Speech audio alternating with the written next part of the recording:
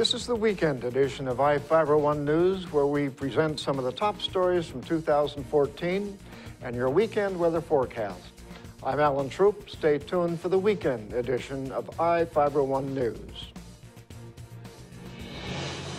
From the Ifiber One HD studio here in the heart of the Columbia Basin, this is Ifiber One News, your #1 source for local news, sports headlines, and our very own Weather Center forecast covering the entire Columbia Basin. This is Ifiber One News, and it starts now.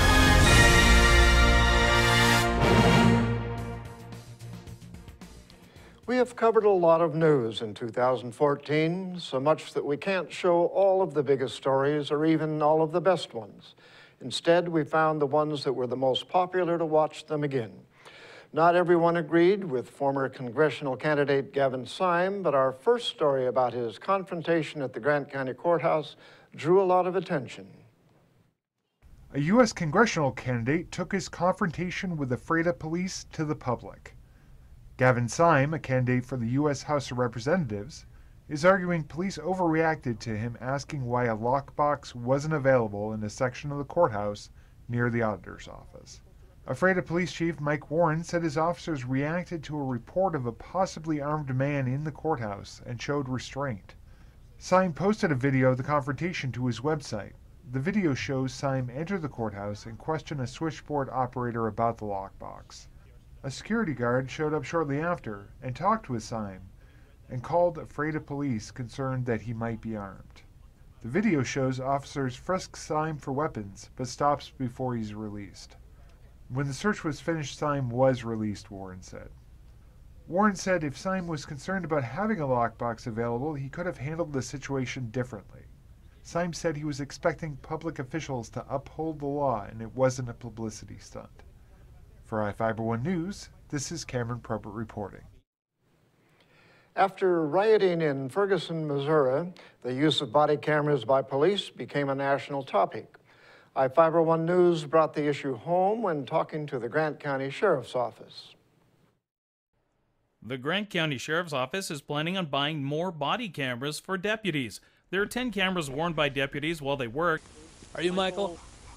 Hi Michael, my name's Corey with the Sheriff's Office. Just so you know, you're being audibly and visually recorded, okay? The Sheriff's Office is looking at purchasing more cameras with a goal of at least 25 to be used every day. The cameras record interactions between deputies and civilians and provide administrators a tool in evaluating a deputy's behavior while they work. The body cameras are worn on a vest and turned on and off by the officer. The systems do not allow officers to delete footage and provide a secure method of transferring the records for review by their supervisors. The recordings can provide evidence when they capture crime on camera or how they respond in dangerous situations. Deputy Dustin Canfield was wearing a body camera when helping to arrest 22-year-old Craig Dempsey when he barricaded himself in the bedroom of an Ephrata home on June 20th. Law enforcement was called to the home for a report of domestic violence, and when they arrived, they found he fled into a bedroom with a knife and an air rifle.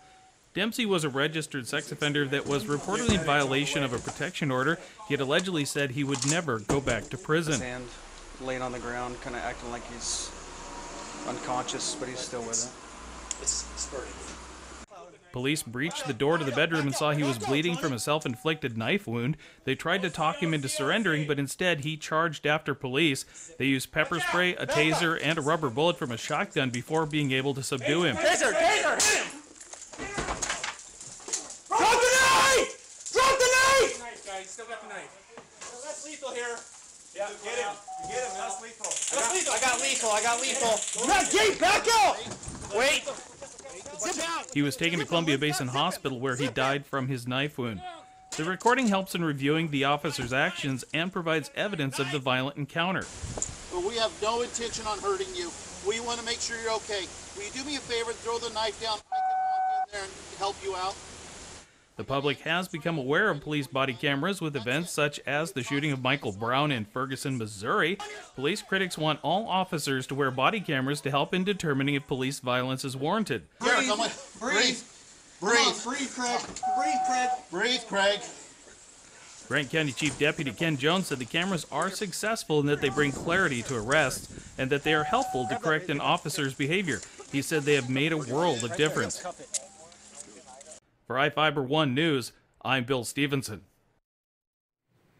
And now we take a look at a couple of people being sought by law enforcement. This is Sheriff Tom Jones with the Grant County Sheriff's Office. Each of the people you see here have a warrant for their arrest.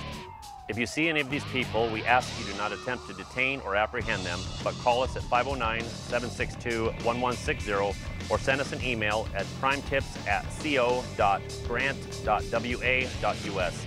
If the person is presenting a danger, call 911. With your help, we can bring these people to justice and make our community safer. We'll be right back after this.